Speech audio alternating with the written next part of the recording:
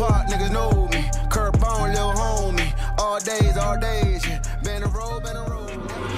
Earlier we was talking about the street documentaries and the street stories and all that. We used to up in New York walking with Alpo. Right. Troy Reed, you ever had any engagement with him, interaction with him? I've met him before. I don't know if it's still open, but him and his son had the first sneaker pawn shop in New York City, up in Harlem. So yeah, he was selling sneakers. I think this sneaker store was called the Vault or something like that. I was able to shake his hand and just tell him, man, you the GOAT, man. You the first one. You the first one to do it. And you know, it was a lot of us trying to get in position to do this Alpo thing, right? Troy Reed did an Alpo documentary like 20 years ago. The documentary is already done. Right. You know what I'm saying? So everybody, Larry Davis, Alpo, the guy Fisher, before Troy Reed, there was no prototype to look at. But once I got a hold of this shit, I just went crazy, man. What I mean by that is I just went from so many different angles, man. I took I asked a guy like Michael Gill, who's a basketball player, and start talking about Florida Avenue and start talking about just DC shit, and people would come and watch and be like, damn, that was almost like a drag kingpin interview, just because of the questioning. And you ain't lying. You said you took every avenue because you said you flushed Manu out with that strategy. So you to get to the store, you seeing it for real how they TNT. Yeah, and so many. It was so many connections, man. Like again, everybody was at the Black Hole partying. Everybody was at Crystal Skate. It wasn't just hustlers. It was basketball players there. And Troy Reed, so he was an inspiration for you. Big inspiration. Just being able to watch what he did and say, okay, this is how I do it. I interview him, and talk in between and put pictures up. That was just my introduction to trying to make my own documentary, being able to watch a Troy Reed joint. But once I got a hold of the technology, Troy Reed never had a Safe Streets Task Force report. Right. You know what I mean? Right. Mine's was just a lot more intricate. Right, and something else you had in common with Troy Reed, the Relentless, because you spoke with him doing a documentary on Oppo 20 years ago. He actually came down here, was chasing me down, trying to get me on the joint, and I never forget, he called me and said, man, I'm down here, I'm trying to get a joint. I said, man, I'm on my way to Atlanta, which I was. My man Kirk, the Fat Cats, he's doing all the videos down there for all the T.I., all the Atlanta rappers back there. So I'm going down there to a video shoot, and shit. I said, I'm going to Atlanta. He said, oh yeah, I'm on. I said, yeah, man, I'm gone. So shit, a day or two that later, next day or next morning, he called me. I said, man, I'm still in Atlanta. He said, well, I'm down here too.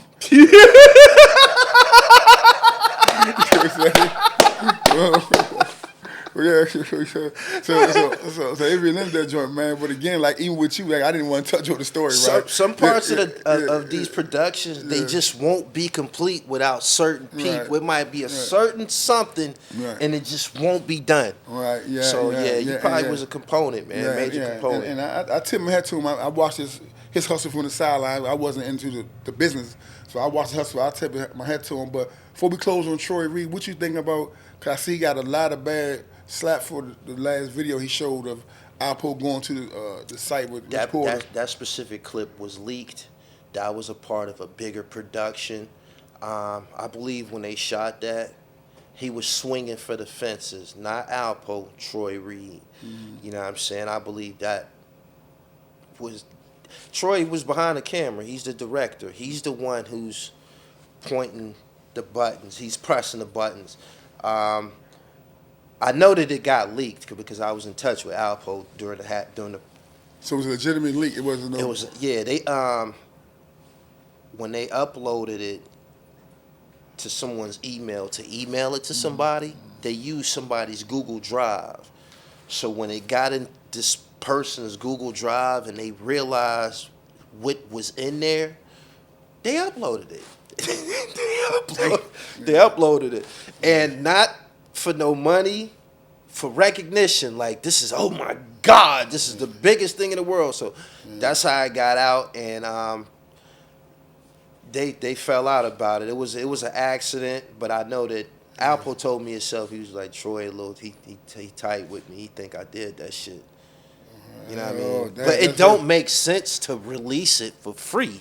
Right. You know what I'm saying? Right. So that's how you know didn't nobody do it on purpose. How you know nobody didn't cash? I'm just devil advocate. How you know nobody didn't cash in on it? How you know it was how it released free? Everybody cashed in on it. Once it hit YouTube, Or they had no author. hell no, I was one of the first ones to grab that shit. Well, Whoever grabbed it, if you uploaded it, that was like, wow, they monetizing this shit. Like, that was one of the first videos that just made your mouth drop. Like, I can't believe this is monetized. Like, he just went and revisited a crime scene and told, I killed this boy right here, and it's worth money. Like, that shit was crazy. Right. Yeah. Damn, that's crazy. So why do you think guys that end up being informers on a high level like that, why is their story so intriguing? You think that they able to tell it all, Because they're allowed to tell it all without fear of further prosecution. Tell us what you told them white folks. Right. That's what I tell them. Right. That's what I tell them. Hey, man, tell us what you told the people, man. And some guys, it be therapeutic. They be wanting to tell what the fuck they did. Tell what you did. Yeah. And that's crazy because I seen an interview, this is off subject, with the boxer who trains Lil Devin Haney. He was a fighter for Floyd. Okay. And he stood the whole time. He felt like Floyd and railroad his career. And he got interviewed on a podcast, and he got to regurgitate. You can tell that he was saying fuck it as he was going, letting more and more out. And he actually said, man, this was therapeutic for me, man. I've been holding this in for so long, so I can visualize what you're saying, man. Yeah, I definitely what you're saying. Bay, I think his name Bay or something. Yeah, trained David Hanley. But yeah, man, you know, that's interesting. Let me ask you this, man, far as, like I said, you a poster child. I mean, you one of the heavy hitters of this lane. You know what I'm saying? And that ain't disputable. You know what I'm saying? I don't know who your options, the youngins say out there, whatever, but that part not disputable, right? So, what do you say for guys like myself, guys that's coming home, young college, inspiring people that's trying to get in this lane? I mean, what advice would you give them, the steps to make? Because I know your situation in terms of Washington, D.C., Washington, D.C. is a black city with a rich history, fashion, entertainment, music, politics. Share it with the world, my nigga. You know what I'm saying? Recently, Max Julian passed away. I didn't know Max Julian was from Washington, D.C. I didn't know that he was an alpha, I think. He went to Howard. You know what I'm saying? Those are stories that need to be... He shouldn't be known as a pimp. You know what I'm saying? Like, he shouldn't be known as a pimp. Don't nobody know that this nigga went to a black college, a historic black college. That should be promoted, not the fact that he was in a fucking pimp movie and shit. So, and it's funny you say that because even the guy who really the poster child for the shit we doing right now from DC, Petey Green. You know what I'm saying? Petey Green was, and people, what's the white guy, the skinny white guy? He even say Petey Green inspired him. I'm having the brain freeze on Howard Stern. Howard Stern. Okay. You know what I'm saying? And he kind of like get the credit more for the poster child of. I compiled a list. It's black excellence all through DC. Mary McLeod Bethune, Duke Ellington. There was just so many people that I was like, damn, right here.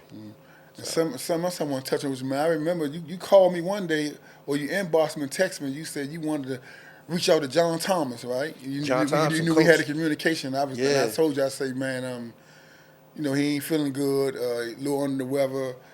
He like a mafia ball, gonna be tough to get to him. I'm gonna reach out to him, I'm gonna hit him. Right. And man, the next morning or something, he died. Passed the next day. He was on my mind, man. I knew that it was a big deal. I had been watching old Big East games. I seen the game when Coach Thompson came out with the sweater like Lou Carnesecca from St. John's. And it was just, it was dope. I'm like, man, we got to do this now while he's here. Right, yeah. You know what I mean? That's something that I really, really regret, not being able to get closer to John Thompson while he was living. Yeah. Giant. One of my business partners, Kirk Fraiser, he's doing a big piece on Georgetown, John Thompson, man. It's going to be phenomenal. And I look at the trailers and everything like that, man. So it's a documentary on Georgetown? Oh, man. It's going to be... The Hoyas? Be I got to be in that. Oh, man. Hey, That's crazy. Hey, look, I'll be telling him, how the fuck I'm not in it? Right, you know what I'm saying? And I'm in it. Right? But yeah, man, the joint powerful, man. Shout out to Kirk Fraiser. He also doing a Lamar Odom joint. Couple more joints. I don't want to talk too fast. I'm a I don't big know how much can be out, but yeah. I'm a big Kurt Fraiser fan. That Rafe with Edmund documentary, that's one of the top joints ever. Cause I heard you say earlier, man, how you was the man. I wanted to jump in there and say, hold on, man, we did a mean joke now. Man, Kirk did a mean joke, man. Crazy, that man. set off American Gangster. When I went further into it, and I'm like, damn, they promoted all days, all through this film, and then this right here, this is Melvin Middleton. This is one of the craziest point guards. See, I'm really consumed by this shit. I love it. So when you seen it all days, what you was thinking? I didn't know what was going on. I'm like, damn, man. I'm like, damn, what is they trying to put something down on us or something like that? Right, but as I, progress through my journey through, I'm like, okay, I got a closet full of it, and I appreciate it. People spot that shit, man, in the oddest place. Like I said, you sent me socks and everything. I'd be in the gym and somebody like, DC, you know what I'm saying? Hey, look, man, me and Kirk almost came to fisticuffs about that because, he deep in what he doing. He is stern, you know what I'm saying? He looked more to Hollywood, you know what I'm saying? The big screen. Nah, that was picture. A good idea. But no, don't. He might, let me give all this first. He wanted to stay historical, and I understood that. He wanted to keep the timepiece and stuff we talked about earlier. Some Madness gear, some Morris Brown, and different things like that, you know what I'm saying? So I was kind of thinking from a business point when you asked me earlier about the Vlad and the numbers. I'm always thinking numbers in business, so I'm like, this junk gonna be bigger than ever once they see this. I think this would be a good opportunity to brand the company. You know what I'm saying? And the story of Philly, when they did, they even had the Rockaway and all the state property. That wasn't the era. You know what I'm saying? But they was thinking long term. You know what I'm saying? So when me and him fought about it, we ended up laughing at the end because the piece ended up being phenomenal. Like I say, it set the groundwork for American Gangster and a lot of other, a lot of other stories. That's one of the top joints ever. Man, I got so much out of that. I ended up finding out that Clarence Green went to Cheney with all my homeboys, all my older homies. He done been in my neighborhood and everything. Like, they really, really knew him. He went home with them on the weekends and came to Erie. And they're like, yeah, nigga, that's Bootney. That's our homeboys. And when the Baker, what's the little Lee up there, the summer joint, there's like y'all Rucker up there. He went and made some debuts in there. He was one of the top guys, Division III guys ever. Division II. I mean, Division II. He got, look, a lot of people don't know, he got invited to the Olympic trials. And because in 1988, he was in the trials with Morning and Dave Robs and all them guys, man. Yeah, for now, that's a very good friend of mine. We talk every day, not every other day, every day, right? And matter of fact, I know you got the sports joint. I'm gonna use your I'm gonna interview him first. Then I'm gonna sit down. Because I want him. I got I got you. That's my man, Booty. Shout out to Clarence, man. Booty, a goddamn bucket, right? But yeah, man. So I definitely enjoyed the time we spent, man. I mean, this is one of my special joints. Before I close out, though, I'm gonna give you this joint. You got a lot of stuff, right? But I'm gonna still throw you, some more stuff in there, man. So this out there for the youngers. I like to let the youngers know, man. Right, yeah, OG man. Appreciate it, man. Yeah. A little hat and all that, man. But definitely, man, we definitely appreciate you coming on, man. Change some jewels with us and like that, man. Is anything, I'm loving the progression of the brand, man. Yeah. We trying to make some noise, man. But it's a bigger picture, man. I bought some. I gave you a copy. I got copies for the production staff of my book. I appreciate y'all for having me down here, man. I love DC. At some point, I got so much to give to DC, man. I'm gonna have to do something on the city at some point because I just got so much knowledge of DC, man. It just went crazy, man. I learned something talking to you today. I didn't know that you was a ghostwriter and writing skills. So it's definitely something we're gonna have to get together and do down the line. Man, I love to write, man. Because I love hate to write, but I got a lot of knowledge, and you love to write. You know what I'm saying? It might I be love to be write, something man, and there. I'm nice. This book is fire. I got five-star rating on Amazon. This one of the top books came out in 2021. It's all real. The characters are real.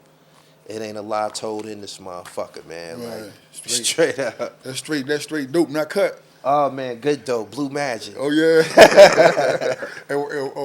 What's his name? I also want to ask you. Dang, you made my chain of thought with the book. Oh yeah, the ghostwriting. Is it? Can you speak on anyone? Or is it ghostwriting? You can't speak on some of the things that we might have heard that we didn't know you ghostwrote. Nah. In the literary game, as far as being a ghostwriter, you still work with the actual person. Y'all still gonna converse. You just putting it in their words. Me, I got an excellent vocabulary, man. My adjectives are crazy. So instead of a person saying excellent, I come up with a better word, man. Just, I come up with wordplay. The dazzling tongue, man. I'm great with it. So. Okay. So, man, before I close, I'd like to throw out a few names. I just want you to get your response on it, what you think about them. You can be short. Puff Daddy. Oh, super talented, genius, someone who should be imitated. I fuck with Diddy and shit. I'm trying to get on that level one day. Allen Iverson. Allen Iverson. Man.